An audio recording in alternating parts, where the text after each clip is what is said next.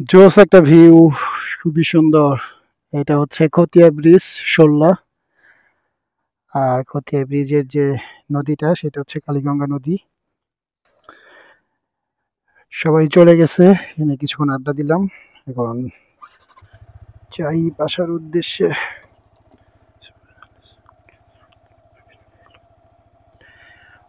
জায়গাটা সত্যি অনেক সুন্দর ছিল, খুবই মনোরম এবং কোলাহল মুক্ত একটা পরিবেশ।